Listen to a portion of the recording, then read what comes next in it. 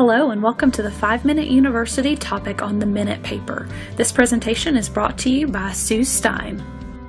As educators, we strive to be effective, prioritizing information into manageable units and connecting concepts so students understand and learn according to our scheduled syllabus.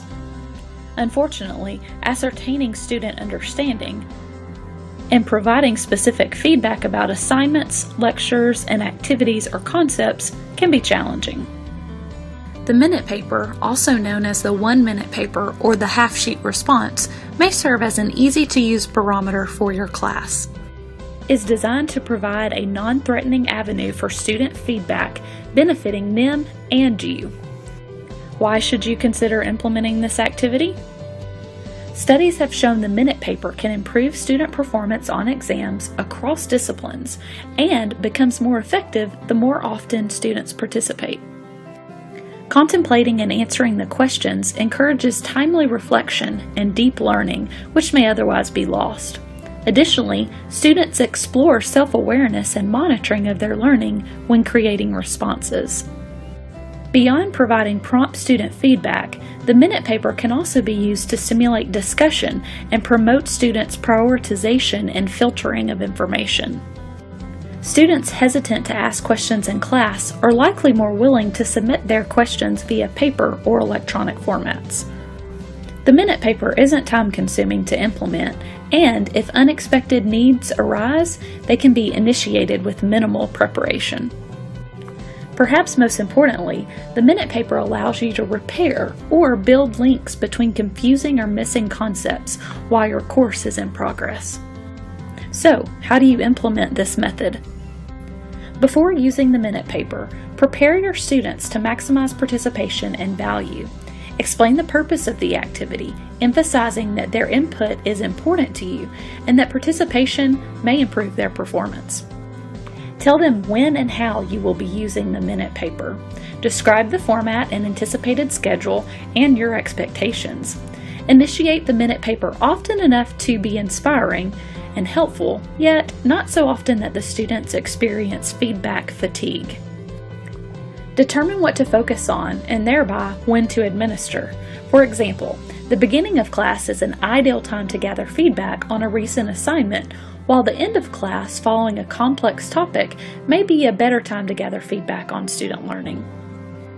Next, select the format for the Minute Paper.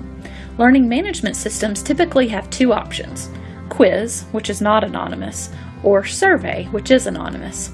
Anonymous is preferred and may increase student response rates. You may also use paper or provide pre-printed forms, or send an email with the questions and ask students to send in their response that way. Once you have determined the format, create 2 questions that you will ask. Question number 1 should confirm what the students are learning, something like, "What is the most significant thing you learned today?" Question number 2 should capture what students struggled with, such as, "What remains unclear or remains confusing?" Include specific instructions for students to complete the activity and how to submit their responses. Release the Minute Paper and let the students begin. If administering during class, allow a few minutes for students to reflect and submit responses.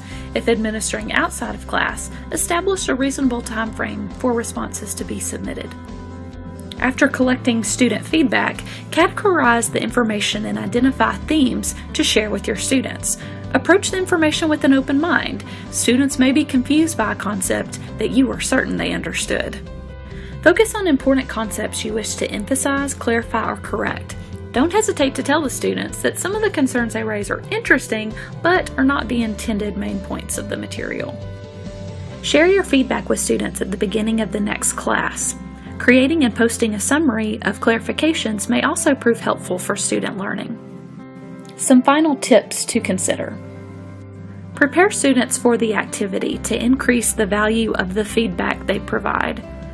Avoid redundancy. Implement the Minute Paper frequently, but not too often. Close the loop. Don't miss the opportunity to clarify concepts identified. Integrate useful information gleaned into future lesson plans and lectures. This concludes our time for 5 Minute University. After completing a short survey on the next page, you can access the handout full of great resources to get you started with the Minute Paper.